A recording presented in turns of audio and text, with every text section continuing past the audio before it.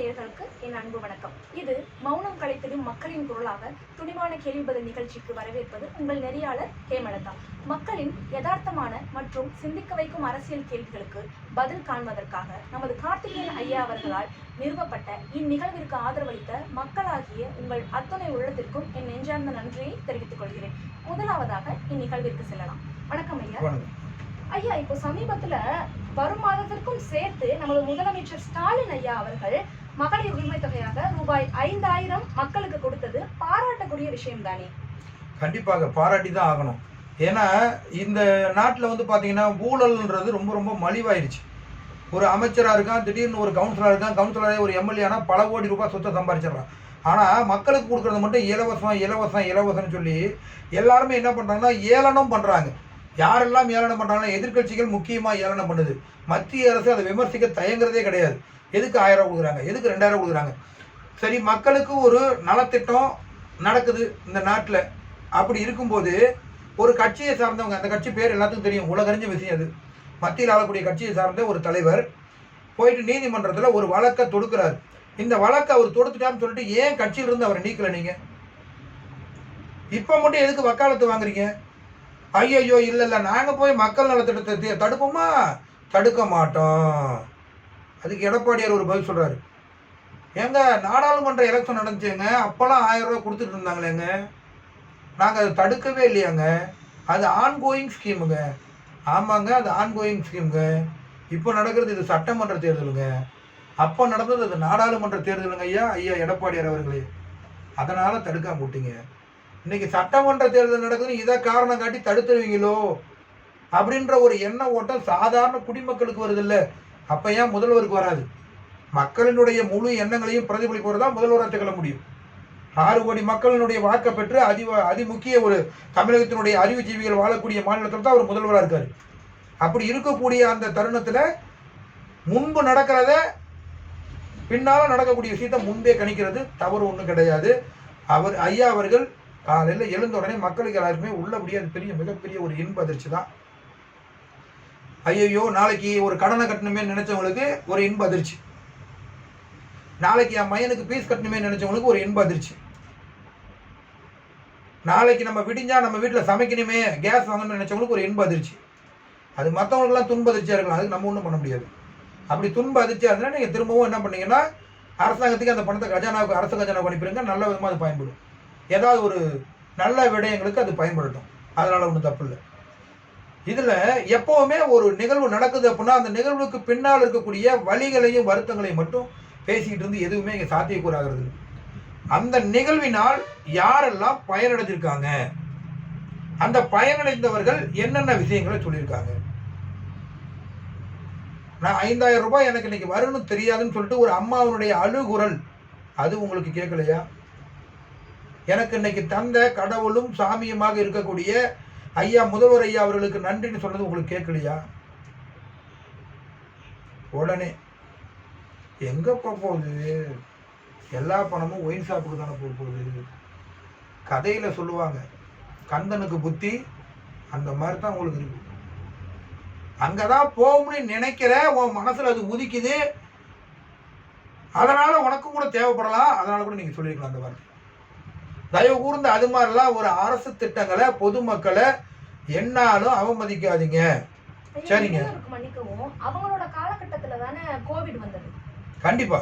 அப்போ வந்து ஊரடங்கு உத்தரவு போட்டு 144 உத்தரவுலாம் போட்டு தடையெல்லாம் போட்டாங்க. ஆனா இதே ஒயின் ஷாப் டாஸ்மாக மட்டும் அவங்க ஆட்சியில தானே திறந்தாங்க.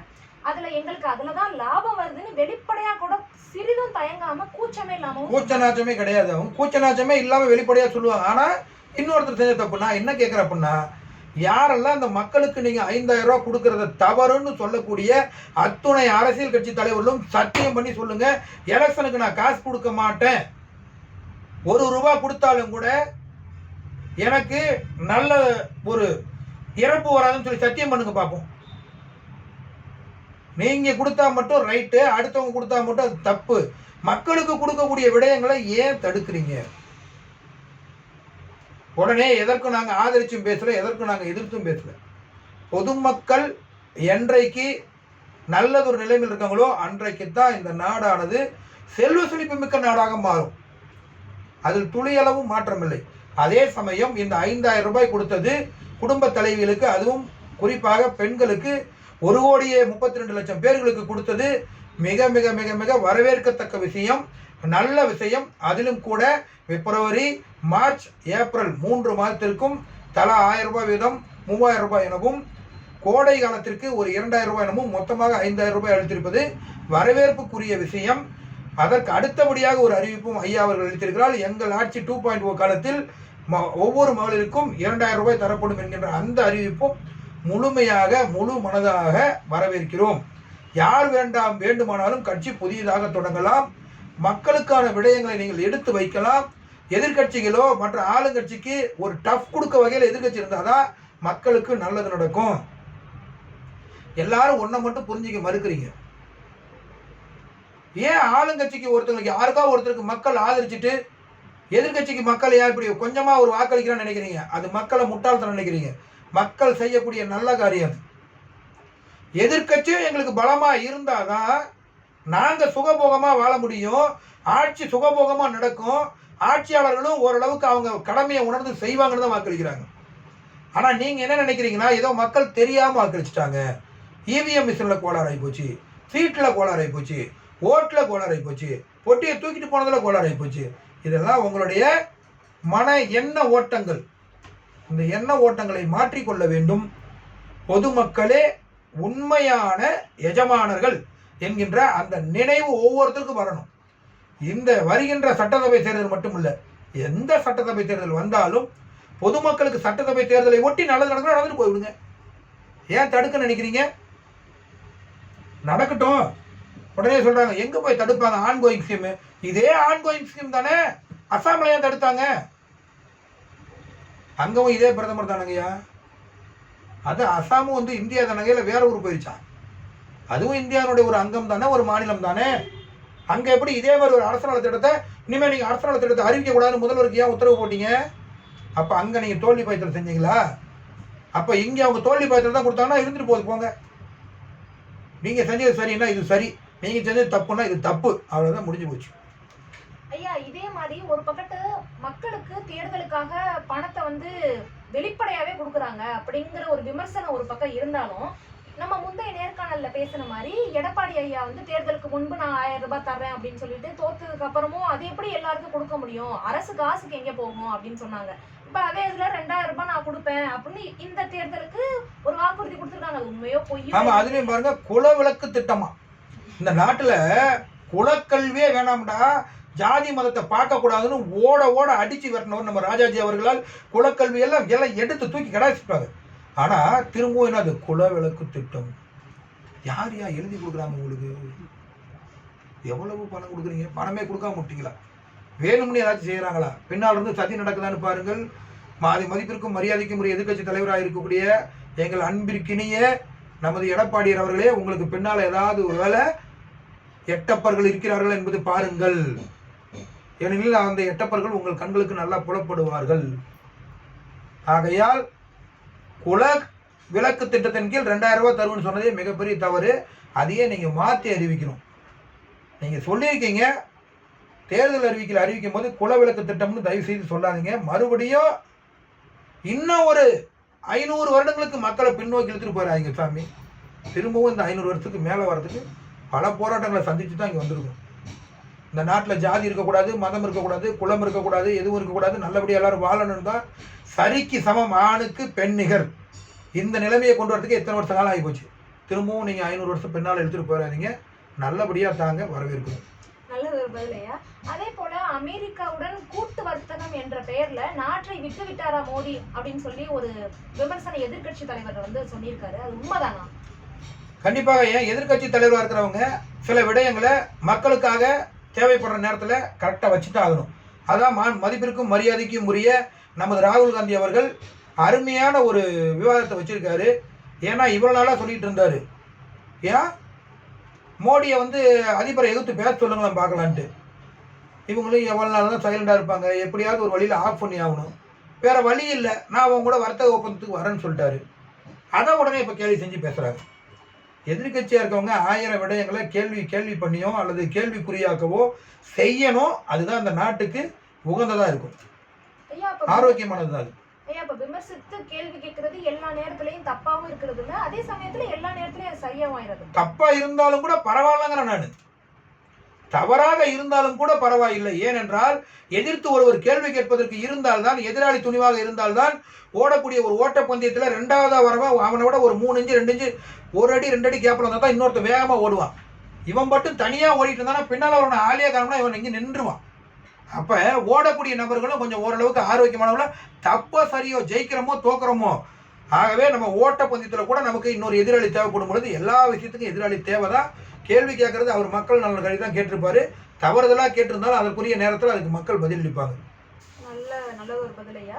பாஜக தலைமை நியமித்த தேர்தல் பொறுப்புல இருந்த அண்ணாமலை விலகியதற்கான உண்மையான காரணம் என்னவா நீங்க பாக்குறீங்க? உண்மையான காரணம் என்ன? அவர் முதல்ல பகை விட்டு போறதுக்கு அவருக்கு விருப்பம் கிடையாது, வேற வழி இல்லை. நமக்கு தமிழ்நாட்டில் ஒரு கட்சி தேவை, அந்த கட்சி தான் நமக்கு இந்த ஏடிஎம்கே. இந்த ஏடிஎம்கே நம்ம வலையில சதி வலையில கொண்டு வரணும் அப்படின்னா அதற்கு நமது எடப்பாடி பழனிசாமி ஐயா அவர்களை நமது கைக்குள்ள கொண்டு வரணும். எடப்பாடி பழனிசாமி ஐயா கைக்குள்ள கொண்டு வரணும்னா ஆல்ரெடி அதிகமாக விமர்சிச்சிட்டாரு யார்? அண்ணாமலை அவர்கள் எடப்பாடியை விமர்சிச்சிட்டாரு. நீ யாரு, காலில் தவழ்ந்து வந்தவர் தானே, அவர் தானே, இவர் தானே, உன்னால் முடிஞ்சதை செஞ்சுப்பாருன்னு சொல்லி ஏகப்பட்ட விமர்சனங்கள் வச்சுட்டாரு. அப்போ அவருடைய ஒரே ஒரு கோரிக்கை என்னன்னா அண்ணாமலை தலைவராக இருக்கக்கூடாது. யாருனாலும் தலைவராக கொண்டு அப்போ தான் கூட்டணி கொடுவேன். ஏன்னா எனக்கும் என் கட்சிக்குள்ளே கெத்து வேணும்ல, எதில் போய் கெத்து பார்க்குறாருன்னு பார்த்துக்கோங்க. ஆகையால் என்ன பண்ணுறாங்க, இவர் ஓரம் கட்டுறாங்க. அப்போவிலிருந்து அவர் கட்சி நடவடிக்கையிலிருந்து ரைட்டாக ஓரம் போயிட்டாருன்னு தான் இது பொதுமக்களுக்கு எல்லாருக்கும் புரியும். அவருடைய ஆதரவாளர்கள் அண்ணாமலை அவர்களுடைய பெயரிலே கட்சியை கூட துவங்கி விட்டதாக அறிவோம். அதை ரிஜிஸ்டர் கூட பண்ணியிருக்காங்க, ரிஜிஸ்டர் பண்ணி கொடியெல்லாம் கூட எடுத்திருந்தாங்க. அதுக்கு கூட அண்ணாமலை எதிர்த்து தெரிவித்திருந்தார். ஆகையால் அவருடைய ஆதரவாளர்களுக்கு தற்பொழுது ஒரு ஆதரவான சூழல் இல்லையே என்கின்ற மன ஆதங்கம், மன வேதனை கூடுதலாக உள்ளது. அவர் இந்த பொறுப்பிலிருந்து விலகியிருக்கான மிக முக்கிய அவர் எத்தனையோ காரணம் சொல்றாரு. அப்பாவுக்கு முடியல, வேற எனக்கு பணி சுமை இருக்கு அப்படின்னு. எதுதான் இருந்தாலும் மனசுக்குள்ள மனசுக்குள்ள ஒரு வலிங்கிறது இருக்கும். அது மனிதனுக்கே உள்ள நார்மலான ஒரு குணம். எலெக்ஷனுக்கு வேட்பாளர் அறிவிச்சு கூட அவர் நான் நிற்கலன்னு சொன்னாலும் சொல்கிறதுக்கு வாய்ப்பு இருக்குது. அதுவும் நடந்தாலும் நடக்கும். நிறையா கூத்து நடக்குது. அந்த கூத்தோடு சேர்த்து இதையும் நம்ம பார்த்துக்கிட்டு இருப்போம். வேறு என்ன பண்ணுறது? பார்க்க வேணும். நம்ம எதிர்த்து எத்தனை தான் நீங்கள் கேள்வி கேட்டாலும் எதிர்க்கக்கூடிய பத்திரிகையாளர்களுடைய குரல் வலையை நசுக்கக்கூடியவர்கள் ஆட்சியாளர்களாக இருக்கும் பொழுது சில விடயங்களை பார்த்து நாமளும் வேடிக்கை தான் பார்க்கணும். நீங்கள் எனக்கு ஹெல்ப் பண்ணால் நான் உங்களுக்கு ஹெல்ப் பண்ணுங்கிற மனப்பக்குவம் தான் மனிதனுக்கு. அப்போ நம்மளை எதிர்த்தா நம்ம அவங்களை எதிர்த்து நின்றுட்டு தான் இருக்கும். ரைட்டு, ஓகே, நடக்கட்டும், பார்ப்போம். ஐயா இதற்கு காரணமா சில பேர் சொல்றது நைனா நாகேந்திரனுக்கும் அமித்ஷாவுக்கும் அண்ணாமலையோட ஒரு சிறு மோதல் இருக்கு, அதனாலதான் அவங்களை நீக்கினாங்க அப்படிங்கிற மாதிரி சொல்றாங்களே, அதை எப்படி பாக்குறீங்க? ஆமா, அவங்களுக்கு தான் மோதல் தான் நல்லாவே தெரியுதேம்மா. இவங்களுக்கு குறிக்கூடிய அந்த மோதலினுடைய காரணமால தான் அண்ணாமலையை அவங்க தள்ளி வைக்கிறாங்க. இப்போவும் கூட இன்னொரு காரணம் சொல்றாங்க, இல்லை அண்ணாமலைக்கும் அமித்ஷா அவர்களுக்கும் இன்னும் வர சரியான ஒரு அண்டர்ஸ்டாண்டிங் கிடையாது, மோடி மீது மட்டும்தான் அவருக்கு ஒரு பற்று இருக்கிற மாதிரி தெரியுது அப்படின்ற மாதிரி தான் சில விமர்சனங்களை வைக்கிறாங்க. வருங்காலத்தில் இருந்து பார்ப்போம். ஏன்னா இவங்க அமித்ஷாவும் மோடி அவர்களும் சேர்ந்து தான் அவருடைய பதவியை ராஜினாமா பண்ண வச்சுட்டு இங்கே கட்சிக்குள்ளே நீங்கள் கொண்டு வந்து இந்த கட்சியை வளர்க்கணும்னு கொண்டு வந்தாங்க. ஸோ அதனால் இதெல்லாம் ஒரு கட்சிக்குள்ளே நடக்கக்கூடிய நாடகங்களாக தான் நான் பார்க்குறேன். ஏன்னா அவங்க எத்தனையோ நாடகங்கள் நடித்து காட்டிட்டாங்க. நல்லா நடிப்பாங்கங்க, திறமைசாலிங்க, அது நம்மளால் பார்த்துருக்கோம். நடிக்கிறதுல வல்லமை மிக்கவர்கள் அவர்கள். ஆகையால் இதுவும் கூட ஒரு நடிப்பாக கூட இருக்கலாம்னு நினைக்கிறேன். தெரியல, நடிப்பாக இருந்தால் நல்லது, வேறு விதமாக இருந்தால் கட்சி இன்னும் இருக்கக்கூடிய நிலைமையை தவிர படுபாதாரத்துக்கு போகும். நடிக்கிறாங்க அப்படின்னு சொல்றீங்கல்ல, அண்ணாமலை அவர்களையும் சேர்த்து தான் சொல்றீங்களா? நிச்சயமாக 100% சொல்லுவேன். அண்ணாமலை அவர்கள் மீது இருந்த மதிப்பும் தற்பொழுது இருக்கக்கூடிய மதிப்பும் படிப்படியாக குறைவதற்கான காரணம் அவர் நடந்து கொள்ளக்கூடிய அந்த விதங்கள். எதை எந்த நேரத்தில் பேச வேண்டுமோ அதனைத்தான் அந்த நேரத்தில் பேசணும். ஒருத்தர் எதிர்த்துக்கிட்டே இருக்கிறங்கிறதுக்காக டைரக்டாக எப்பவுமே எதிர்த்துட்டே இருக்கக்கூடாது. நல்ல திட்டம் செய்யும் போது வரவேற்கணும், கெட்ட திட்டம் செய்யும் போது எதிர்க்கணும். இதெல்லாம் படித்தவரக்கூடிய பண்பாளர் மிக்க பண்பு மிக்க அவருக்கு தெரியாதா என்ன? அச்சராஜா அவர்கள் ஒரு உடல்நிலை முடியாமல் படுத்திருக்காங்க.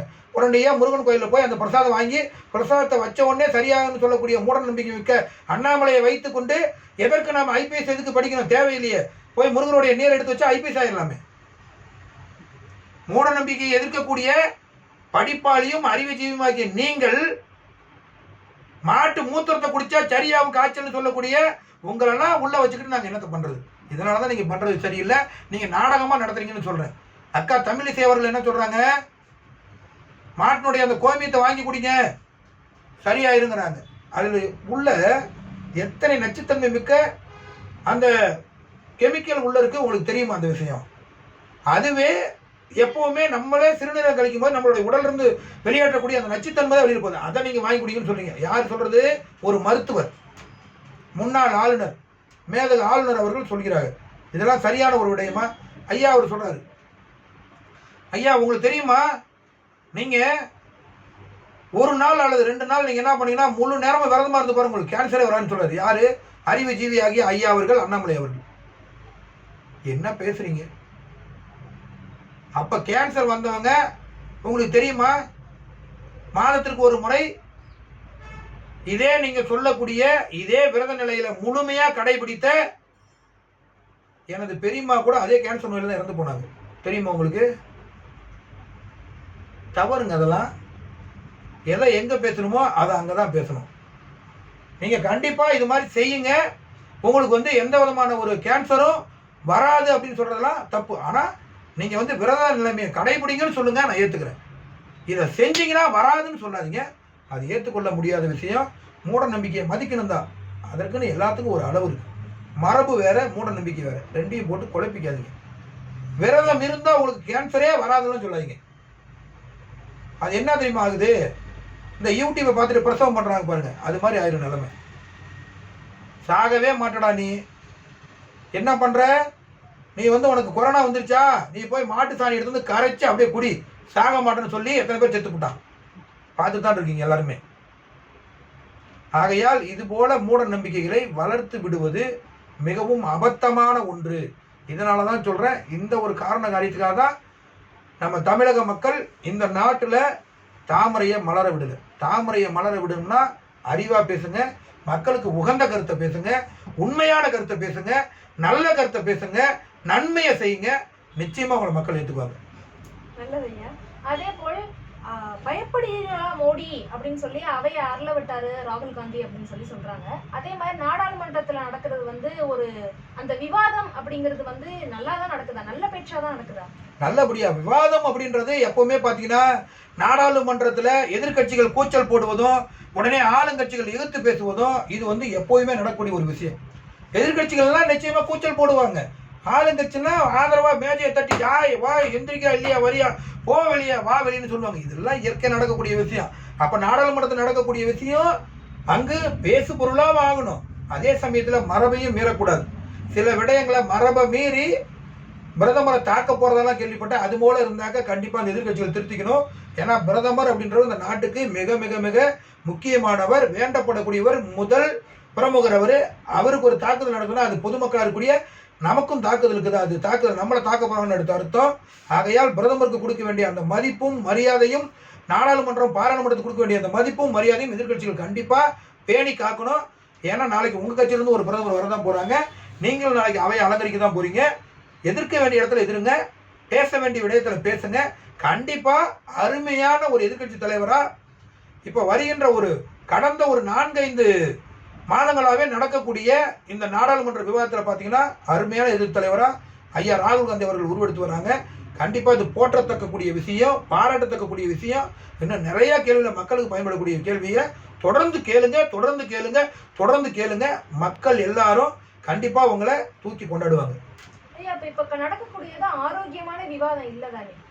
ஆரோக்கியமான விவாதம் அப்படின்னு தான் நான் எடுத்துக்கிறேன். காரணம் என்ன அப்படின்னா, அவர் சொல்லக்கூடிய விடயம், ஒருவர் ராணுவ வீரர் ஒரு சுயசரிதை புத்தகத்தை ராவணே அவர்கள் வெளியிடுகிறாரு. இதில் உங்களது பெயரை குறிப்பிட்டு இந்த ஆட்சி காலத்தில் இவர் சீன ராணுவத்துக்கு உதவி செய்தது போல அவர் குறிப்பிட்டு எழுதுகிறாரு அப்படின்னு கேட்குறாங்க. அதுக்கு அவங்க சொல்றாங்க அந்த புத்தகமே வெளிவரல அப்படின்னு. புத்தகம் வெளிவருது, வெளிவரல. அவர் எழுதுறது உண்மைதானே? அந்த ராணுவ வீரர் எழுதுறது உண்மைதானே? புத்தகம் வெளிவருது வெளிவரலங்கிறது அடுத்து. அப்ப அவருடைய மன வேதனை தானே உள்ள கொட்டிருக்காரு. இதுக்கு நீங்க பதில் சொல்லணும்னா பதில் சொல்லணும். அவர் தான் செய்தியாளர்கிட்ட பதில் சொல்ல மாட்டாரு. என்னைக்கு பார்த்துருக்காரு செய்தியாளர் மாண்புமிகு மதிப்பிற்குரிய நமது பாரத பிரதமர் அவர்கள்?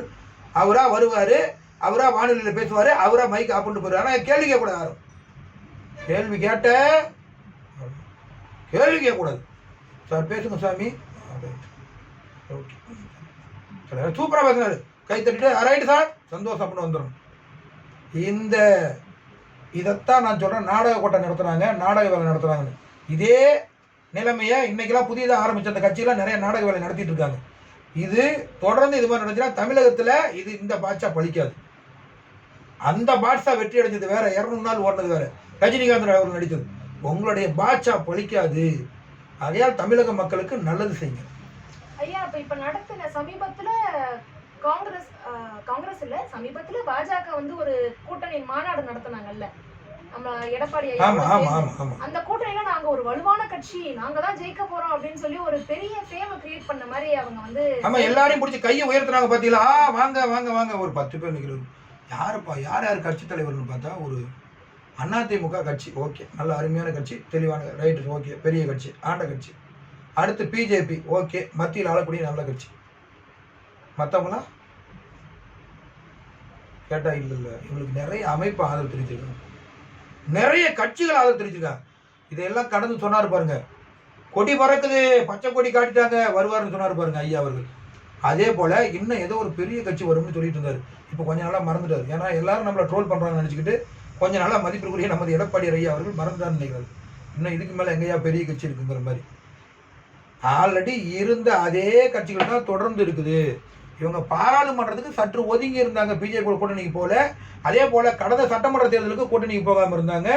இப்போ எல்லா கட்சியும் ஒட்டுக்கா சேர்ந்த மாதிரி ஆல்ரெடி இருந்தவங்க தான் சேர்ந்துருக்காங்க. எக்ஸ்ட்ரா கட்சிகள்லாம் எந்த கட்சியும் எக்ஸ்ட்ரா கட்சிகள் வந்து சேரலை. இவங்க என்ன பண்ணியிருக்கணும் அப்படின்னா, புதிதாக கட்சி ஆரம்பித்த நமது மதிப்பிற்குரிய தமிழக வெற்றி கழகத்தினுடைய தலைவரையும் கூட கூட்டணி கிடைச்சிருக்கணும். இன்னும் இருக்கக்கூடிய தேமுதிகவோ ஐயா ராமதாஸ் எல்லாரையும் ஒன்றிணைஞ்சிருக்கணும். இன்னும் கூடுதலாக சொல்ல போகணும் அப்படின்னா, நமது மதிப்பிற்கும் மரியாதைக்கும் உரிய விடுதலை சிறுத்தைகள் கட்சியினுடைய தலைவர் தொல் திருமாவளவன் அவர்களையும் இன்னும் இருக்கக்கூடிய ஏனைய கட்சி தலைவர்கள் அனைவரையும் ஒன்று சேர்த்து எதிர்கட்சிகளை அனைவரையும் ஒரே வரிசையில் நிற்க வச்சிருந்தா திறமசாலி கண்டிப்பாக ஜெயிச்சிருவோம். இல்லையே எப்படி ஜெயிப்பீங்க?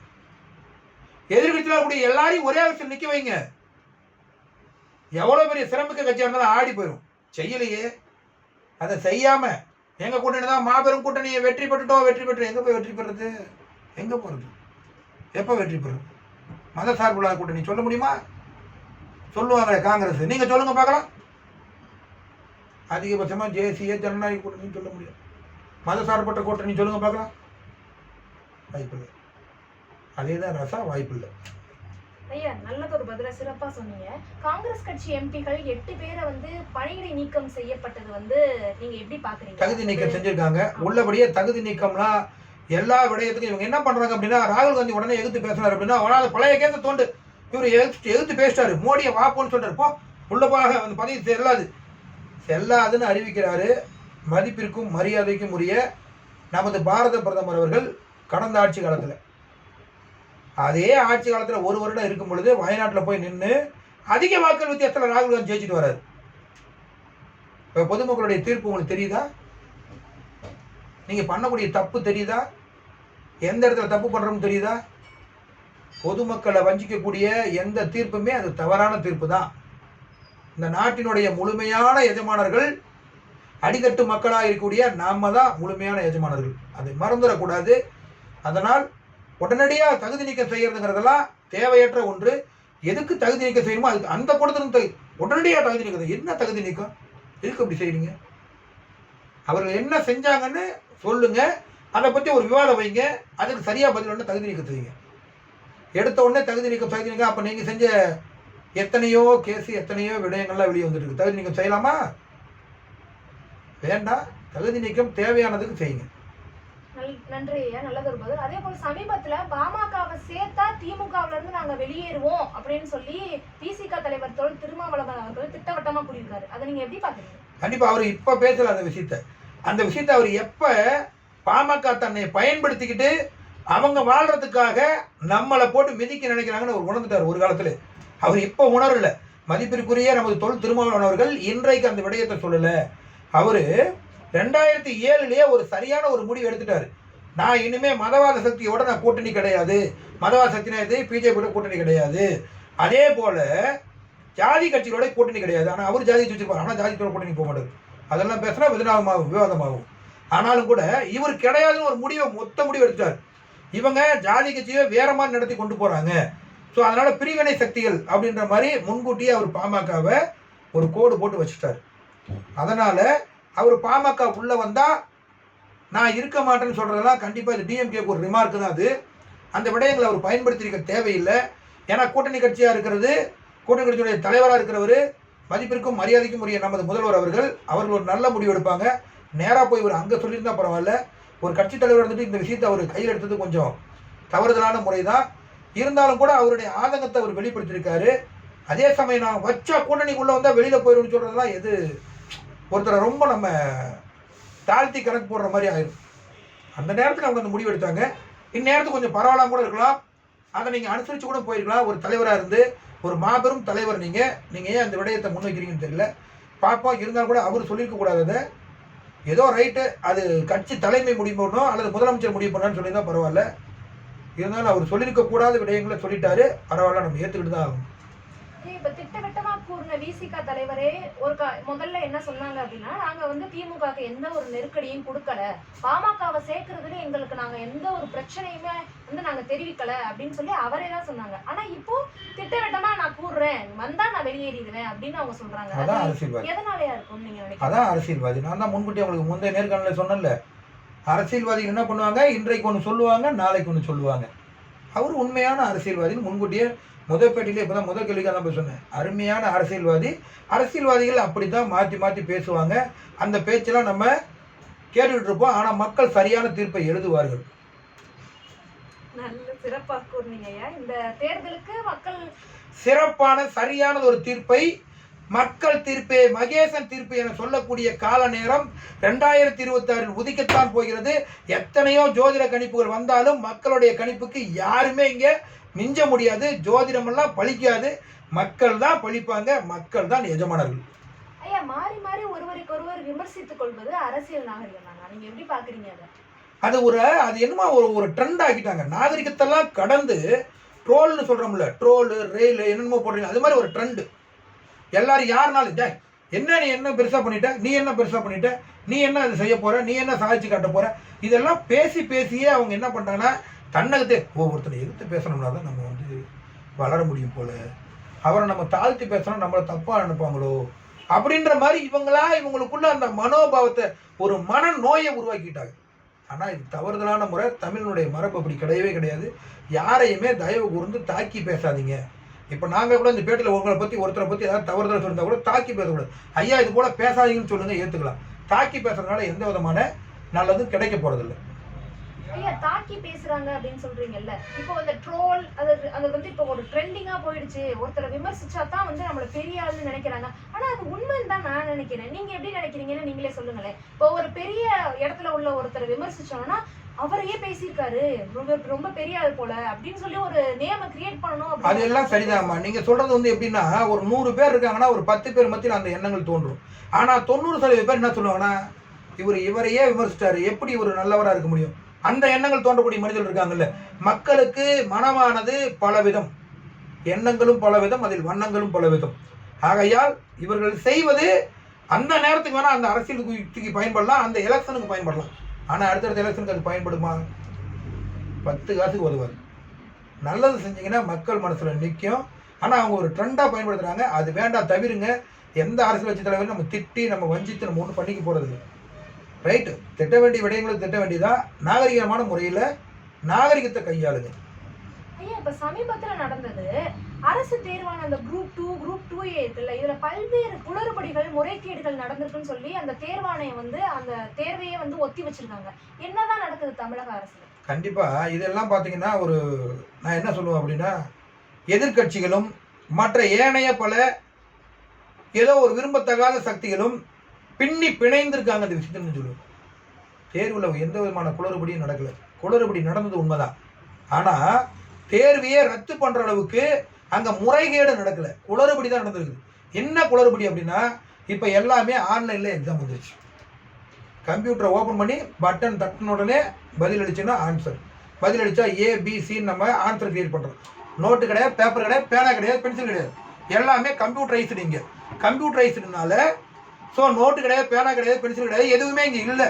அப்போ அந்த மாதிரியான ஒரு கால சூழலில் வேற வழி இல்லாமல் இவங்க கொஸ்டின் என்ன பண்ணுறாங்க அப்படின்னா, வெப்சைட்டில் கிரியேட் பண்ணி ஏற்றிருக்காங்க. ஆனால் சரியானபடி இங்கே வந்து அந்த கொஸ்டின் ஆனது தொழில்நுட்ப கோளாறின் காரணத்தினால் வியூ வரல. வேறு வழி இல்லை, நிறுத்த வேண்டிய சூழலுக்கு தள்ளப்பட்டுட்டாங்க. அவ்வளவுதானே ஒழிஞ்சு இதற்கும் நேரடியாக போய் தமிழக முதலமைச்சருக்கு முடிச்சு போகிறது தப்பு, இதற்கும் கல்வி அமைச்சருக்கு முடிச்சு போகிறது தப்பு, இதற்கும் மத்திய அரசுக்கு முடிச்சு போகிறது தப்பு. இல்லை என் காலத்தில் எல்லாம் நடக்கலன்னு சொல்கிறதெல்லாம் தப்பு. எல்லார் காலத்துலையுமே எல்லா விஷயமும் நடந்திருக்கு. ஏன் பேப்பரும் பேனாவும் கொடுக்கும்போதே முறைகேடே நடந்திருக்கு. நடந்தது தொழில்நுட்ப கோளாறு தான், முறைகேடு கிடையாது. அதனால் அதெல்லாம் நம்ம ஏற்றுக்கத்தான் வேணும்.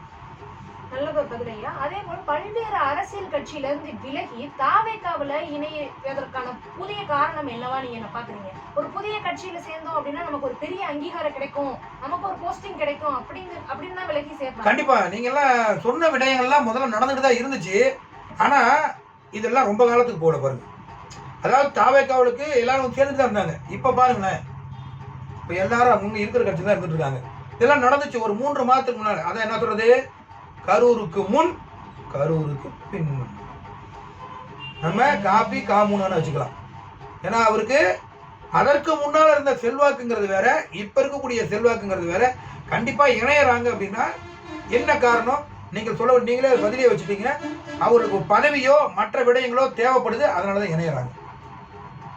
அதான் உண்மையான கருத்து. தேவைப்படலாம்.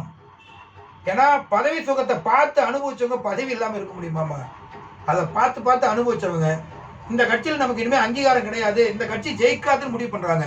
உடனே அவர் திரும்பி பார்க்குறாங்க, ஆகா என்ன வராரு, 1,00,000 பேர் கூடுறாங்க, பரவாயில்லையே அப்படின்னு நினைக்கிறாங்க. ஓகே நம்ம இந்த கட்சிக்கு போய் சேர்ந்துருவோம் அப்படின்னு சேர்றாங்க.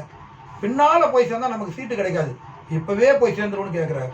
சேர்ந்ததுக்கு அப்புறம் தெரியுது ஏன்டா இங்கே வந்தவங்க நிறைய பேர் யோசிச்சுட்டு இருக்கான்னு வைங்க. அது அடுத்த விஷயம். சேர்வது எல்லாமே பதவிக்காகவும் பணத்துக்காகவும் தான், மாற்று கருத்து கிடையாது. இடையூறுக்கு மன்னிக்கவும், பதவிக்காக தான் சேர்றாங்க அப்படின்னு வச்சுக்கிட்டோம்னா, இப்போ ஆட்சியில இருந்தா அதிமுகல இருந்து ஆட்சியில இருந்து அந்த ஆட்சி பொறுப்புல இருந்து விலகிட்டு திமுகவுல போய் சேர்ந்திருக்காங்க. இதை நீங்க எப்படி பாக்குறீங்க? அப்ப அவங்க ஆட்சி பொறுப்புக்காக போகல? இல்ல அப்படி இல்ல, இருந்தாலும் கூட அவங்களும் யாராக இருந்தாலும் ஒரு கட்சியில இருந்து இன்னொரு கட்சிக்கு போகும்போது அவங்க கண்டிப்பா ஏதோ ஒரு ஆதாயத்தை தேடிதான் கண்டிப்பா நிச்சயமா போயிருப்பாங்க. ஏதோ ஒரு ஆதாயம் கண்டிப்பா அவங்க அந்த ஆதாயத்தை தேடி தான் போயிருக்க வாய்ப்பு இருக்கு. இருந்தாலும் கூட ஒவ்வொருத்தரும் இன்னொரு கட்சிக்கு போகும்போது அந்த கட்சியில ஏதாவது ஒரு பதவி கிடைச்சிடாதா, அல்லது ஏதாவது ஒரு நமக்கு ஒரு நல்லது நடந்துடாதா, நம்ம ஒரு பதவிக்கு போனா அந்த பதவி வச்சு நம்ம ஒரு சுகபோக வாழ்க்கையை நடத்திக்க முடியாதா, அல்லது நம்ம சொத்தை காப்பாற்றிக்க முடியாதா அப்படின்னு நினைக்கிறவங்க அதிகம்தான். அதனால ஒன்றும் தப்பு கிடையாது, போகட்டும். இதே நிலைமை தான் நீங்கள் சொன்ன மாதிரி திமுகவுக்கு போய் சேர்ந்தாங்க, அண்ணா திமுகவுக்கு போய் சேர்ந்தாங்க. இன்றைக்கி கூட திமுகவுடைய ஒரு மூத்த அமைச்சர், பெண் அமைச்சர் ஒருவர் திருப்பத்தூரில் நம்ம திமுகவில் சேர்றதா ஒரு பேச்சு அடிபடுது. ஸோ இதெல்லாம் நடக்கக்கூடிய இயற்கையான ஒரு விடயம் தான். நல்லது நடக்கட்டும், வரவேற்போம். நல்லது ஒரு பதிலையா. அதே போல பல்வேறு அரசு இயந்திரங்கள் திடீரென சம்பள உயர்வு கோரி போராட்டத்தில் ஈடுபடுறாங்க. இதை தேர்தலை ஒரு பகடக்காயா பயன்படுத்துறாங்களா அவங்க? ஆமாம், ஏன்னா இந்த நேரத்தில் போராடினா தானே, அதாவது இந்த நேரத்தில் போராடும் போது தான் ஆகா ஓஹோன்னு எதிர்கட்சியும் பேச முடியும். இவங்களும் வேற வழி இல்லாமல் எதிர்கட்சியினுடைய வாயை அடைக்கணும், இவங்களையும் ஓட்டு போட வைக்கணும். அதனால் இவங்களுக்கு கோரிக்கையை நம்ம நிறைவேற்றாகணும். ஒவ்வொரு 5 ஆண்டுக்கு ஒரு முறை இந்த கேலி கூத்து நடந்துகிட்டே இருக்குது. ஏன் இவ்வளோ நாளாக ஏன் போராட்டம் பண்ண போனாங்கன்னா அதுக்கான பதில் இல்லை. ஆமாங்க நாங்கள் அன்னைக்கு பண்ணோம், ஏன்னா இப்போ எல்லாரும், ஆனால் அவங்களையும் நம்ம குறை சொல்லக்கூடாது. போராட்டம் பண்ணி பார்த்தாங்க, போராட்டத்துக்கான விடை கிடைக்கல, வேறு வழி இல்லாமல் இன்றைக்கி போராட்டத்தில் குதிச்சிருக்காங்க. அவங்களோட உரிமையை தான் அவங்க கேட்குறாங்க. யாருமே எனக்கு எக்ஸ்ட்ரா அதை பண்ணு இதை பண்ணு, எனக்கு ஒரு கார் வாங்கிதா, எனக்கு ஒரு பைக் வாங்கிதா, எனக்கு ஒரு புல்லட் வாங்கிதான்னு கேட்கல. நான் பணி புரிகிறேன், எனக்கான அந்த பணிக்கான அந்த கோரிக்கையை, உண்மையான கோரிக்கையை நிறைவேற்றுங்க, சம்பள கோரிக்கையை கொடுங்க. அதே மாதிரி எல்லாருக்கும் ஒரே கிரேடாக நீங்கள் சம்பளத்தை வைங்க. இதெல்லாம் நியாயமான கோரிக்கை தான். நியாயமான கோரிக்கையாக இருந்தால் அரசு பரிசீலனை பண்ணி கண்டிப்பாக நிறைவேற்றணும்.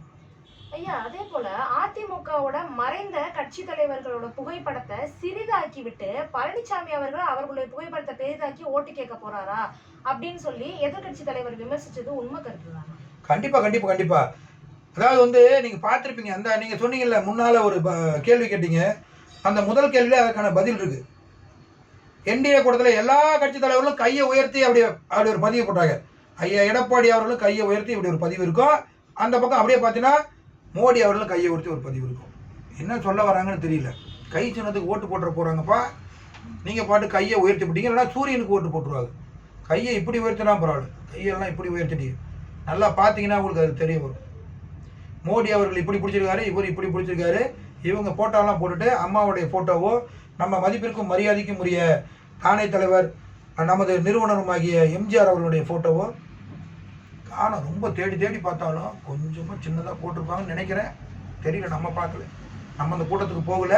நம்ம நிருபரில் கொடுத்தது பார்த்தீங்கன்னா சின்ன ஃபோட்டோவாக தெரிஞ்சுது நமக்கு. ஸோ இவங்க வேறு வழி இல்லை இன்னைக்கு. ஆனால் நாளைக்கு எலெக்ஷன் ஒன்றே அம்மா ஃபோட்டோ பெருசாக்கி தூக்கிட்டு போவாங்கம்மா. அது ஒன்றும் மாற்றம் இல்லை. எலெக்ஷன் வந்துருச்சுன்னா அம்மா ஃபோட்டோ பெருசாக்கிவாங்க. ஏன்னா இவங்களால போய் தனிச்சு செயல்பட முடியுமானா முடியாது. அதனால் அங்கே வந்து அம்மா ஃபோட்டோவையோ எம்ஜிஆர் ஃபோட்டோவையோ பயன்படுத்துவாங்க. இப்போதைக்கு இவங்க ஃபோட்டோவெல்லாம் பெருசாகிட்டு தான் இருக்கிறாங்க. எல்லா நிகழ்வுகளும் பார்த்தீங்கன்னா மிகப்பெரிய அளவில் ஃபோட்டோ இருக்குது. காரணம் சொல்லு, அன்னைக்கு அம்மா பொதுச்செயலாளர் இருந்தாங்க, அவங்க ஃபோட்டோ பெருசாக இருந்துச்சு. இன்னைக்கு எங்கள் ஐயா பொதுச்செயலாளர் இருக்காங்க, அதனால் அவங்க ஃபோட்டோ பெருசாக இருந்துச்சு சொல்கிறாங்க. இதற்கெல்லாம் மக்கள் தான் பதில் சொல்லுவாங்க, அந்த தொண்டர்கள். நல்லது பதிலையா. சிபிஐ விசாரணைக்கு பிறகு தாவேக தலைவர் விஜய் அவர்கள் திமுகவையும் அதிமுகவையும் மட்டும் தொடர்ந்து விமர்சித்துவிட்டு பாஜகவை கணக்குல கூட இருக்கலையா? அதுக்கு காரணம் என்னவா இருக்கும்? இவரு பண்ணக்கூடிய விஷயங்கள் எல்லாமே ரொம்ப கேலி குத்தான விஷயமா இருக்கு. இதனாலதான் நான் முன்கூட்டியே ஒரு பதில் கூட சொன்னேன். நாடக கூட்டம் நடத்துற மாதிரி நடத்துறாங்க எல்லாருமே. அதெல்லாம் கிடையாதுங்க. சீட்டிலே இல்லைங்க பிஜேபி, சீட்டிலே இல்லைங்க ஏடிஎம்கே, இங்க கிடையாதுங்க. ஒரே போட்டி தூய சக்தியான தாவகேவுக்கும் தீய சக்தியான திமுக வந்த போட்டின்னு நான் சொல்ல, விஜய் சொல்றாரு. ஏங்க, அன்றாட தேவைகளை, மக்களுடைய அன்றாட பிரச்சனைகளை வெளிப்படையா வந்து பேட்டியின் வழியாகவோ நமது பத்திரிகையின் வாயிலாகவோ மற்ற தொலைக்காட்சி சேனலுடைய வாயிலாகவோ பேசிட்டு கூடிய மதிப்பிற்கும் மரியாதைக்கும் ஒரு எடப்பாடி பழனிசாமி அவர்களுடைய கருத்துக்கும் அவங்களுக்கு மதிப்பு கொடுக்க முடியல. மக்கள் அவங்கள அப்போ ஒரு பொருட்டை நினைக்க மாட்டாங்களா? அதே மாதிரி மத்தியில் ஆளக்கூடிய கட்சி, தமிழகத்தினுடைய வளர்ந்து வரக்கூடிய கட்சி பிஜேபி, அவங்களுக்கு மக்கள் ஆதரவு கொடுக்க மாட்டாங்களா? இவங்கெல்லாம் ஒரு பொருட்டாவே நினைக்கலன்னு சொல்றது யார் ஏற்றுக்குவாங்க? இதெல்லாம் பார்க்கும்போது சிரிப்பு தான் வருது. பொதுமக்கள் தான், நேயர்கள் தான் நீங்கள் இதுக்கெல்லாம் பதில் சொல்லணும், சரியான ஒரு பதில் சொல்லணும். உள்ளபடியே நான் சொல்கிறேன், எப்படி மக்கள் பிரச்சனையை அன்றாட பிரச்சனையை அவங்க பேசுகிறாங்க.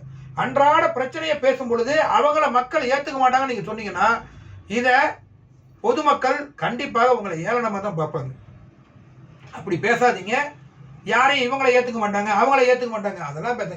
என்னை ஏற்றுக்கோங்க, நான் இதை செய்யறேன்னு சொல்லுங்கள், நான் ஓகே கரெக்ட் அக்செப்ட் பண்ணிக்குவேன், பரவாயில்ல, ஐயாவுடைய கருத்து அருமையான கருத்து அப்படின்னு சொல்லிட்டு நான் அக்செப்ட் பண்ணிக்குவேன். அதெல்லாம் கடந்துட்டு இல்லை நான் வந்து இவங்களுக்கு அது செய்யலை, அவங்களுக்கு அது செய்யலை, இவங்களுக்கு அது செய்யலை, அப்படிலாம் ஒருத்தர் எப்பயுமே தாழ்த்தி பேசாதீங்க. தாழ்த்தி பேசுபவன் எவராக இருந்தாலும் அவன் கண்டிப்பாக தாழ்ந்துதான் போவான். உயர்த்தி பேசக்கூடிய மனிதன் பெரிய மனிதனாக உருவாகுவான். இதில் எல்லளவும் பொய்யில்லை, எல்லளவும் நான் சேர்த்தும் கூறவில்லை, பிரித்தும் கூறவில்லை. இதனை புரிந்து கொள்ளுங்கள். நீங்கள் கண்டிப்பாக மக்கள் பணியாற்றுங்கள். திமுகவோட தொழில்துறை அமைச்சர் அன்பரசன் அவர்கள் நாங்க தீய சக்தியா அப்படின்னு சொல்லி ஆவேசப்பட்டு தலையில அடித்து கொண்டது எதை உணர்த்துகிறது? அவர் மட்டும் அவராது தலையில அடிச்சுக்கிட்டாரு. நிறைய பேர் எங்கடா அடிச்சுக்கிறதுன்னு தெரியாம இருக்கிறான். என்ன தூய சக்தி, என்ன தீய சக்தி? புலி படம் வந்து கிட்டத்தட்ட ஒரு 6-7 வருடங்கள் மேல ஆகுதுன்னு நினைக்கிறேன். அந்த கேஸ் ஓடிட்டு இருக்கு. அதற்கு அவரு 1 கோடி ரூபாய் அவர் வரி கட்டலன்னு சொல்லிட்டு, யார் தூய சக்தின்னு சொல்றாங்களோ அவரையே வரி கட்டல, நீ ஊழல் பண்ணிருக்க, அந்த பணத்தை கொண்டு வந்து வரி கட்டு, அதுக்கு பேர் என்ன, இன்கம் டேக்ஸை ஏமாத்தினா அப்போ ஊழல் பண்ணதுன்னா அர்த்தம். இல்லை அதெல்லாம் எங்கள் ஆள் ஊழல்லாம் பண்ண. அப்போ என்ன அது? ஏமாற்று வேலை பண்ண, ரைட், அப்படி வச்சுக்குவோம். அப்போ ஏமாற்று சக்தின்னு வச்சுக்குவோமா, அப்படின்னா மாற்றி வச்சுக்குவோம். அப்போ ஏமாத்திருக்கீங்க, நீங்கள் உதவி பண்ணுங்கன்னு சொல்கிறாங்க அப்படின்னு வச்சுக்குவோமா? இது என்ன அது? ஒன்றும் புரியல. நீங்கள் பண்ணனா ரைட்டு, அடுத்தவங்க பண்ணனா ஊழல். எந்த விதத்தில் ஊழல் வருது? நீங்கள் செஞ்ச விஷயம், அந்த நல்ல திட்டங்கள் எந்த திட்டங்களாக இருந்தாலும் அந்த திட்டத்தை நீங்கள் மக்களுக்கு நிறைவேற்றினீங்கன்னா கண்டிப்பாக உங்களை போட்டுருவாங்க. நீங்கள் இதுவரை கட்சி தொடங்கி நீங்கள் சொல்கிறீங்க 3 ஆண்டு ஆச்சுங்கிறீங்க, வரவேற்கிறேன். 3ஆம் ஆண்டு விழாவில் போய் டான்ஸ் ஆடுறீங்க. இங்கேருந்து மலேசியாவுக்கு போய் அந்த லான்ச்சிங் ப்ரோக்ராம், ஜனநாயக லான்ச்சிங் ப்ரோக்ராம் நினைக்கிறேன், அங்கே போய் டான்ஸ் ஆடுறீங்க. ஆனால் இங்கே சொன்னீங்க அந்த 41 உசுறு போன உடனே அவங்க காரியம் முடிகிற வரை நான் வெளியில் வரலங்க, ரைட்டு, சந்தோஷம். அவங்களுக்கு வருடம் திரும்பிடுச்சா, எப்படி டான்ஸ் ஆடினீங்க? அப்போ நாளைக்கு உங்கள் வீட்டில் ஒன்று நடந்தால் எப்படி தான் டான்ஸ் ஆடுவீங்களா? இதெல்லாம் கூட நம்ம பேசினா அந்த 41 பேர் இறந்துருக்காங்க பாருங்க, அதுலேருந்து ஒருத்த முளைச்சி இல்லை நாங்களே எங்கள் தலைவரை சொல்கிறோம், நாங்கள் தலைவர் ஆனது சரிம்பா. ஏன்னா அவங்க ஒன்றுமே என்ன புரியல. மாய உலகத்தில் இருக்கிற மக்கள், அவர்கள் மக்கள்னா அவங்களுடைய ரசிகர்கள், எல்லா மக்களையும் சொல்ல, அவருடைய ரசிகர்கள் மாய உலகத்தில் இருக்கிறான். கண்டிப்பாக மாய உலகத்தில் இருக்கிறான். அதை நிச்சயமாக அந்த உலகத்திலிருந்து அவங்க வெளியில் வரணும். மாய வலை, உங்களுக்கு எதிராக பின்னப்பட்டிருக்கக்கூடிய சதி வலையிலிருந்து நீங்கள் வெளியில் வந்தீங்க அப்படின்னா மட்டும்தான் மக்களுக்கான நல்ல திட்டங்களை செய்ய முடியும். தொடர்ந்து நீங்கள் பணியாற்றுங்க. கண்டிப்பாக வாங்கன்னு சொல்லிட்டு உங்களை மக்கள் கையெடுத்து கும்பிடுவாங்க. மக்கள் பணியாற்றுங்கள். ஒவ்வொரு விடயத்தையும் நீங்கள் பார்த்துக்கிட்டீங்க அப்படின்னா, ஒரு பொதுக்கூட்டம் நடத்துகிறாங்க தாவேக்கா, கோடிக்கணக்காக செலவு பண்ணி ஒரு பொதுக்கூட்டம் சேலத்தில் சமீபத்தில் நடந்துச்சு. ஏங்க ஒரு சேர் போட முடியாதாங்க உங்களால? ஒரு சாமியான பந்தல் கட்ட முடியாதாங்க? எதுக்கு அவர் கூட்டம் நடத்துற? நீங்க மட்டும் வரத்துக்கு ஏசி பஸ், தங்கறதுக்கு ஏசி ரூமு, போறதுக்கு ஏசி பஸ். ஆனா பொதுமக்கள் நீங்க 12 மணிக்கு, ஒரு 2 மணி 12 மணிக்கு வரீங்கன்னா காலையிலே வந்து உட்காந்துருப்பாங்க. அவங்க மட்டும் வெயில். நல்லா கொஞ்சம் சிந்திச்சு பாருங்க. மின்சாரம் இல்லை அப்படின்னா இந்த உலகத்துல மின்சாரத்துக்காக சம்சாரமே வேணும்னு சொல்லிட்டு கொண்டு இருக்கான். எல்லாருமே இன்னைக்கு சொகுசு வாழ்க்கை. இப்போ சமீபமாக கூட ஒரு 5 நிமிடத்துக்கு முன்னால ஒரு சின்ன ஒரு மின்தடை ஏற்பட்ட உடனே அப்படியே முகத்துல அப்படியே எனக்கே வேர்த்து வடிஞ்சிச்சு. அப்ப சொகுசு வாழ்க்கையை நம்ம என்ன பண்றோம்? சொகுசு வாழ்க்கைக்கு நம்மை நாமே ஆட்படுத்தி கொண்டோம். புரிகிறதா உங்களுக்கு? சொகுசு வாழ்க்கைக்கு நம்ம போயிட்டோம்.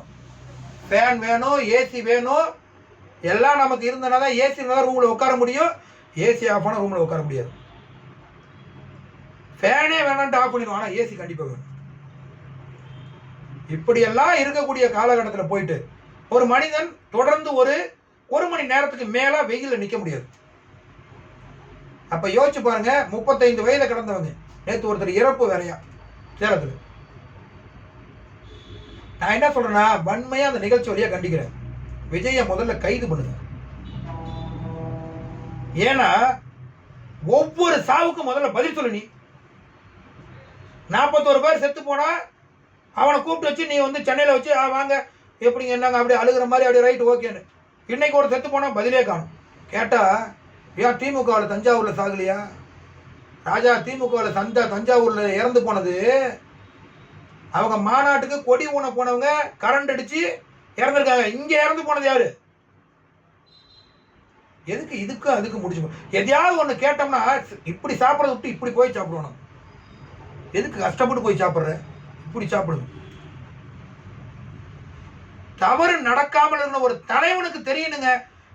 நான் வந்து இந்த கூட்டத்துக்கு போனால் கண்டிப்பாக இத்தனை இழப்பு ஏற்படும் ஒரு தலைவனுக்கு தெரியணும். தலைவனுக்கு தெரியாட்டி அப்புறம் எப்படி? அது யாருக்கும் எதிரானவனோ யாருக்கும் சார்பானவனோ கிடையாதுங்க. நடக்குதுன்னு தெரியுதுன்னா நீங்க என்ன பண்ணணும்? ஏங்க 12 மணிக்கு சேலத்தில் வெயில் இருக்குன்னு அந்த மாவட்ட தலைவராக இருக்கக்கூடிய மதிப்பிற்குரிய நமது அருமை நண்பர் பார்த்திபன் ஐயாவுக்கு தெரியாதாங்க? சேலம் மாவட்டத்தோட தட்பவெப்ப நிலை என்னன்னு தெரியாதாங்க? ஏன் 12 மணிக்கு கூட்டம் போறீங்க? காலையில 7 மணிக்கு அதிகாலையில் போட வேண்டியதானே? சரி பரவாயில்ல, 8 மணிக்கு போட வேண்டியதானே? பரவாயில்ல, 9 மணிக்கு போட வேண்டியதானே? 10 to 11 முடிஞ்சிடும்ல. எல்லாரும் வீட்டுக்கு போய் ஜாலியாக ரெஸ்ட் எடுப்பாங்கல்ல, அவங்களும் பணிக்கு போயிருப்பாங்கல்ல. ஏன் 12:15 கூட்டம் மட்டும் நடத்த முடியுமா? ஏன் இல்லைன்னா சாயந்தரம் ஈவினிங் கூட்டம் பண்ணலாம்ல? ஏன்னா ஈவினிங் தான் அவங்க தலைவர் 5 மணிக்கு மேலே வேண்டாம் நிகழ்ச்சியில் சொன்னோம்னு வைங்க, ரொம்ப கேலி கூத்தாயிருங்க. ஏன்னு கேட்குறேன். ஏன் இந்த மாதிரி மக்களை போட்டு வாட்டி வதைக்கிறீங்கன்னு கேட்குறேன். நல்லா வாங்க. இல்ல வேற வழி இல்லம்மா. ஏன்னா இன்னைக்கு நடக்கக்கூடிய இந்த கேலி கூத்தெல்லாம் பாத்தீங்கன்னா மனமெல்லாம் ரொம்ப ஆதங்கப்படுது. பொதுமக்களை வாட்டி வதைக்க கூடாதுன்னு தான் ஒரு கட்சியை உருவா நினைக்கிறோம். நம்ம எல்லாருமே நினைக்கிறோம். இன்னைக்கு நம்ம விஜய்க்கலாம் எதிர்ப்பாளி கிடையாது, சொல்ல முடியாது. எலெக்ஷன் வர நேரத்தில் விஜய்க்கே கூட நம்ம ஓட்டு போட்டாலும் போடுவோம். இது ஒன்றும் மாற்றி நான் பேசல. ஆனால் உங்களுடைய கொள்கைகளோ உங்களுடைய மாற்று விடயங்களையோ கொஞ்சம் மாற்றிக்கிட்டு பொதுமக்களுக்கு நல்லது செய்யுங்கன்னு அன்பான ஒரு வேண்டுகோளை வைக்கிறோம். 12 மணிக்கெல்லாம் கூட்டத்தை போடாதீங்க. வெயில் நேரத்தில் கூட்டத்தை போட்டு மக்களை போட்டு வாட்டி வதைக்காதீங்க. அந்த வெயிலுக்கு ஒரே ஒரு குள்ளாக கொடுக்கறது, சாமியான பந்தல்லாம் போடாமல் இருக்கிறது, சேரெல்லாம் போடாமல் இருக்கிறது, இதெல்லாம் பார்க்கும்போது மனது ரொம்ப வேதனை. 5000 சேர் போட முடியாதாங்க? சேர் ஒரு சேர் 5 ரூபா தானே வாடகை. 5000 சேர் போட முடியாது. 5 கோடி 10 கோடி போட்டு கூட்டம் நடத்துறீங்க. இதெல்லாம் வருங்காலத்தில் சரி செஞ்சுக்கோங்க அப்படின்ட்டு இந்த நிகழ்ச்சியின் வாயிலாக அவங்களுக்கு வேண்டுகோளை வைக்கிறோம். ஐயா, அதே மாநாட்டுல தலைவர் விஜய் அவர்கள் என்னை போல சொந்தமா ஒரு கட்சி ஆரம்பிச்சு 1% ஓட்டு வாங்க உங்களுக்கு தெம்பு திராணி இருக்கா அப்படின்னு சொல்லி ஆவேசப்பட்டு சவாலா விட்டுருக்காரு. அதை பத்தி நீங்க எப்படி பாக்குறீங்க? அதே தெம்பு திராணி தானே நாம் தமிழர் இருந்துச்சு. 6% ஓட்டு வாங்கினால கட்சி கலைச்சு போறியா நீ? என்ன பேசுறீங்க? இதே தெம்பு திராணி நாம் தமிழர் கட்சிக்கிட்ட இருந்துச்சு, சீமான் இருந்துச்சுல, 6% ஓட்டு வாங்கினாரு இல்லையா? போன மாசத்துல போன எலெக்ஷன்ல 6% ஓட்டு வாங்கி கட்சி அங்கீகாரம் வந்துச்சுல. இதே தெம்பு திராணி தானே தொல் திருமாவளவன் இருந்துச்சு, 6% ஓட்டு வாங்கி கட்சி அங்கீகாரம் வாங்கி காட்டுக்காருல. கட்சி கலைக்கிறீங்களா? சும்மா ஏதோ பேசணுன்றதுக்காக பேசிட்டு போக கூடாது.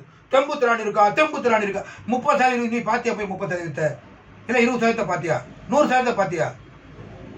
நீ வரீங்க நல்லா வாங்க, வரும்போதே ஏயா அடுத்தனுடைய சாபத்தை வாங்கிட்டு வரீங்க. நல்ல பேர் வாங்கி நல்ல பொருள் வாங்க. ஏயா போய் மதுரையில் போய் நீ போய் கொடினார கொடிக்கம்ப விழுந்து ஒரு கார் விழுந்து நொறுங்குது. இங்கிருந்து போய் நீ போய் கரூரில் பேசுகிற, கரூரில் பேசும்போது 41 உசுறு போகுது. சேலத்துக்கு போய் பேசுகிற, ஒரு உசுறு சாகுறாங்க, ஒரு உசுறு அங்கே போகுது. கிளம்பி நாகப்பட்டினம் போகிற, அங்கே போய் இஸ்லாமிய கோயிலெல்லாம் அடித்து நொறுக்குறாங்க. பூரா அவ்வளோ செருப்பம் எதுவுமே கிடையாது. என்ன நடத்துகிற நீ? இத்தனை தடைகள் ஏற்படுது. தடைகள் என்ன காரணம் தெரிஞ்சு, ஒவ்வொன்றுக்கும் நீ என்னென்ன காரணம் நடக்குன்னு தெரிஞ்சு அந்தந்த காரணத்தை நீ தவிர்த்துட்டு போகணும். அந்த கொடிக்கு மதுரையில் விழும்போது எவனா ஒருத்தர் இருந்தாங்கன்னா என்ன ஆயிருக்கும் யோசிச்சு பாருங்க. கார் விழுந்து நொறுங்கிற அளவுக்கு விழுவுது. ஒவ்வொரு விடயத்துக்கும் என்ன மீட்டிங் நடந்து ஒரு சக்ஸஸ் நடந்தது. சக்ஸஸாக இவர் மட்டும் சென்னையிலேருந்து கிளம்பி வருவார், கிளம்பி போவார்ன்ற செய்தி மட்டும் தான் இங்கே வரும். நல்லபடியாக சொல்கிறேன், நல்ல தலைவராக வாங்க. இந்த நாடு உங்களை என்னாலும் போற்றும். நீங்கள் நல்ல தலைவரை வராட்டி இந்த எலெக்ஷனில் நான் முன்கூட்டியே சொன்ன போது தான் மக்கள் சரியான தீர்ப்பை எழுதுவாங்க. யாரையும் தாழ்வாக பேசாதீங்க. இவங்க எனக்கு நிகரில் மட்டும் தயவு செய்து பேசவே பேசாதீங்க. டெய்லியும் பார்த்தீங்கன்னா பொதுமக்களுக்கான பிரச்சனையை மதிப்பிற்குரிய எதிர்க்கட்சி தலைவர் அவர்களும் பேசி வராங்க. மதிப்பிற்கும் மரியாதைக்கும் உரிய மத்தியில் ஆளக்கூடிய பிஜேபி தலைவர் அவர்களும் பேசி வராங்க. காங்கிரஸ் தலைவர் அவர்களும் தொடர்ந்து பேசி வராங்க. கம்யூனிஸ்ட் பார்ட்டியும் தொடர்ந்து பேசுறாங்க. எனக்கு எதிரி யாருமே இல்லைன்னு சொல்றது ஆணவம், அதிகாரம். இதை நீக்குங்க. நல்லதொரு பதிலையா தெளிவா சிறப்பா மக்களுக்கு புரியுற வகையில நீங்க இந்த வாயிலா பதில் சொன்னீங்கன்னு நான் நம்புறேன். அடுத்த ஒரு கேள்வியா, காங்கிரஸ் தொடர்ந்து அதிமுகவை விமர்சித்தது இல்ல, காங்கிரஸ் தொடர்ந்து திமுகவை விமர்சிச்ச மாதிரியும் ஒரு ஸ்ட்ராட்டஜி வச்சு தாவேகாவை ஆதரிச்ச மாதிரியும் ஒன்று வச்சாங்க. அது அதிக தொகுதிகளை வாங்குறதுக்காக அவங்க பண்ண யுக்தியா? கண்டிப்பா அதான் சொல்லணும் நம்ம. ஏன்னா இதுக்கு முன்னால எலெக்ஷன் வரல, அவங்களுக்கான ஆதார ஆப்ஷனே கிடையாது. ஏபிசின்னு ஒரு கொஸ்டினுக்கு ஒரு ஆப்ஷன் வைப்பாங்க. ஸோ அந்த மாதிரி ஆப்ஷன் தானே உங்களுக்கு இருக்கிறதே. ஒரே ஆப்ஷன் யார்? திமுக. அடுத்த ஆப்ஷன் அண்ணா திமுக போயிடும். அவங்க ஏதாச்சும் வேற ஒரு மத்தியில் ஆளக்கூடிய கூட்டணி போயிடுவாங்க. அப்போ அங்கே ஆப்ஷன் இல்லை. இப்போ ஆப்ஷன் ஓப்பன். திமுகவும் இருக்குது, அதே சமயத்தில் பிஜேபி அவங்க போக மாட்டாங்க. விஜய் ஒருத்தர் இருக்காரு. அப்போ ஏபி வந்துருச்சு. இந்த பிஏ காரணம் காட்டி ஏவை நிற்கிறாங்க, ஏவை காரணம் காட்டி பி. அது வேற பேசுகிறாங்க, நாங்களாம் 2 கட்சி கூட பேரம் பேசுகிறோம். அது வேணால் உள்ளபடியே ஏற்றக்கூடிய ஒரு விஷயம் தான். அவங்க ஆனால் 2 கட்சி கூட மற்ற கட்சிகள் போல் 2 கட்சி கூட பேரம் பேசலை. ஆனால் சும்மா வாய் சவடால் மட்டும் தான் விட்டுட்டு இருந்தாங்களே தவிர பேரம் பேசுங்கிறது ஏற்றுக்கணும். என்ன காரணம் அப்படின்னா இவங்க பாரம்பரிய கட்சிங்கிறது அந்த இடத்துல நம்ம உணர்றோம். இன்னொரு கட்சி கூட போய், விஜய் கட்சி கூட போய் பேரமெல்லாம் அவங்க பேசலை, ஆதரித்து தான் பேசிகிட்டு இருந்தாங்க. ஸோ ஆதரித்து பேசுகிறாங்க அப்படின்னா உங்களுக்கு ஒரு ஆப்ஷன் கிடைச்சதான் நினச்சாங்க. அந்த மாதிரியான ஆப்ஷன் கிடைக்கணும் அப்படின்னா நீங்கள் முன்கூட்டியே பெருநாள் தப்பில்லை. இனி வருங்காலத்து கூட நேர காலம் இருக்குது.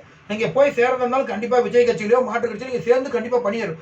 ஆனால் இருந்தாலும் கூட இது ஒரு பேரமாக ஒருத்தங்களை முன்கூட்டியே நம்ம திருமாவளவன் ஐயாவுக்கு சொன்ன மாதிரியே அதே பதில் தான் இங்கேயும். யாரையும் வஞ்சிக்கிற அளவுக்கு கூட்டணியில் ஒரு குழப்பத்தை ஏற்படுத்துற அளவுக்கு நடக்காமல் இருந்தால் வரவேற்புக்குரியது. மக்கள் இல்லைன்னா அதை மகிழ்ச்சியான ஒரு தருணமாக பார்க்க மாட்டாங்க. அதுவே எதிர்ப்பாயிரும். எதை நம்ம சார்புன்னு செய்கிறோமோ அதுவே எதிர்ப்பாயிரும். நல்லா ஒரு விஷயத்தை புரிஞ்சுக்கோங்க. தொடர்ந்து திமுகவை விமர்சிச்சிட்டாங்க. நாளைக்கு எலெக்ஷன் வருதுன்னு வச்சுக்கோங்க, சட்டமன்ற எலெக்ஷன் வருது. திமுகவினுடைய அடிமட்ட தொண்டன், அந்த வேதனுடைய தொண்டன் இவங்களுக்கு ஓட்டு போடுவாங்களா? என்னதான் கட்சி தலைவர் சொல்லியிருந்தாலும் 100 ஓட்டில் 10 ஓட்டு குறையும். காரணம் நீங்க நடத்தணும். இப்ப சொன்னல அந்த நாடகம், எங்க எதை பேசணுமோ யாராவது ஒருத்தர் பேசணும்.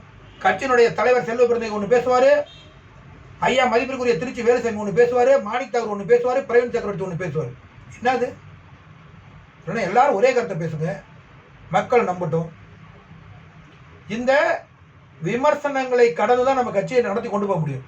அதே சமயம் அந்த விமர்சனங்களே நமக்கு வாக்கு வங்கியை பாதிச்சிடக்கூடாது அப்படின்னு தான் நிகழ்ச்சி வாயிலாக தெரிவிக்கிறேன். நிகழ்ச்சியின் வாயிலாக மக்களின் அறிவுசார் கேள்விகளுக்கு தெளிவாக சிறப்பாக ஒரு பதிலை நீங்க ஆற்றிருப்பீங்க அப்படின்னு நம்புறேன். இந்த நிகழ்ச்சியின் மூலமா மக்களுக்கு தெளிவான ஒரு பதில் கிடைச்சிருக்கும். ஒரு தெளிவும் அவங்களுக்கு இந்த வருகின்ற சட்டமன்ற தேர்தலுக்கு யாருக்கு நம்ம ஓட்டு போடணும், நம்மளோட வாக்கை நம்ம யாருக்கு நியாயமா கொடுக்கணும் அப்படிங்கிறது மக்களுக்கு ஒரு தெளிவை கொடுத்துருக்கும்னு நான் நம்புறேன். அதுக்காக ரொம்ப நன்றி. நன்றி அம்மா. மேலும் இது போல பல்வேறு சுவாரஸ்யமான தலைப்புகளுக்கு இணைந்திருங்கள். இது மௌனம் கலைத்திடும் மக்களின் குரலாக துணிவான கேள்வி பதில் நிகழ்ச்சி. நான் உங்கள் நெறியாளர் ஹேமலதா. நன்றி.